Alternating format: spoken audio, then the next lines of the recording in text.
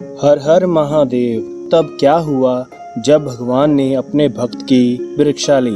काफी समय पहले की बात है। झारखंड के एक छोटे से गांव में भोला नाम का एक हलवाई रहता था। वैसे तो उसका नाम महेश था, पर उसे सभी भोला भोला कहते थे। भोला भगवान शिव का काफी बड़ा भक्त था। वह अपने नाम जैसा ही सीधा साधा और ईमानदार था।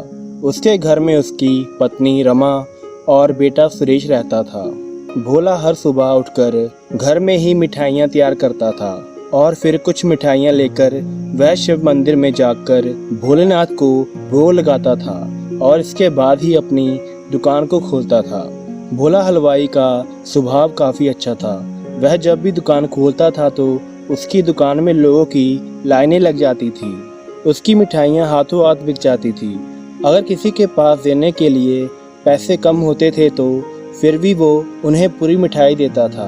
पर समय के साथ साथ भोला की उम्र बढ़ने लगी और वो थोड़ा बीमार रहने लगा, जिसके बाद उसके बेटे ने उसे कहा कि पिताजी आप आराम कीजिए, दुकान मैं संभाल लेता हूँ। भोला ने अपने बेटे की बात मान ली और उसने अपने बेटे को मिठाइयाँ बनाना सिखा दिया। अब सुरेश अपने पिता की तरह हर सुबह उठकर मिठाइयाँ बनाता था और फिर शिव मंदिर जाकर मिठाइयों को भोग लगाने के बाद ही दुकान खोलता था। कभी कभार भोला खुद भी दुकान में आ जाता था और दोनों बाप बेटे दुकान संभालते थे। एक दिन उनकी दुकान पर एक साधु बाबा आए और उनसे कहने लगे कि बेटा मुझे भूख लगी है, कुछ खाने को दे दो, पर मेरे पास पैसे नहीं हैं। भोला ने उस साधु को आदर पूर्वक अंदर आने के लिए कहा। उसने साधु को सम्मान के साथ बिठाकर अलग अलग प्रकार की मिठाइयाँ खाने के लिए दी।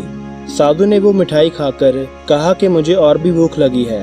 भोला ने फिर से उन्हें मिठाई दी। उस मिठाई को खाकर भी साधु ने यही कहा कि मेरी भूख अभी भी शांत नहीं हुई। देखते ही देखते दुकान की सारी मिठाइयाँ समाप्त हो गई। अब दुकान में कोई मिठाई बची नहीं थी। साधु ने भोला और उसके बेटे से कहा कि लगता है कि मुझे तुम्हारी दुकान से खाली पेट ही वापस जाना पड़ेगा। भोला ने साधु के आगे हाथ जोड़कर प्रार्थना की कि महाराज ऐसा मत कहिए, आप मेरे साथ मेरे घर चलिए, मैं आपको घर में भोजन करवाता हूँ। ऐसा करने से उसके बेटे सुरेश ने उसे रोका, पर उसने अपने बेटे की बात को अनसुना कर दिया और कहा कि मेरी दुकान से कोई खाली पेट नहीं जाएगा, और वो साधु को लेकर अपने घर चला गया। उसने अपनी पत्नी को भोजन तैयार करने के लिए कहा और वह खुद मिठाई बनाने लगा। भोजन और मिठाई को साधु को देने से पहले उसने भोलेनाथ के आगे हाथ जोड़कर भोजन को भोग लगाने के लिए कहा और फिर उसने भोजन और मिठाइयाँ साधु को खाने को दी, पर उन्हें खाने के बजाय वह साधु उठकर खड़ा हो गया। साधु को खड़ा देखकर भोला ने कहा कि क्या हुआ महाराज, मुझसे कोई गलती हो गई, आप भोजन किए बिना ही उठ गए। तो उस समय वह साधु अपने असली स्वरूप में आ गया। वो कोई और नहीं बल्कि साक्षात भगवान शिव थे। भगवान शिव को अपने सामने देखकर सारा परिवार भगवान के चरणों पर गिर गया। भगवान शिव ने कहा कि भोला, मैं तुम्हारी धैर्य की परीक्षा ले रहा था जिसमें तुम सफल हुए। मैं तुमसे काफी प्रसन्न हूँ, मांगो तुम्हें क्या वर चाहिए। भोला ने कहा कि हे भगवान, आपके दर्शन हो गए, मेरे लिए इतना काफी है। आप हमें सिर्फ भक्ति और सेवा का वर दीजिए, हमें और कुछ नहीं चाहिए। उन्हें भक्ति और सेवा का वर देकर भगवान शिव अलोप हो गए।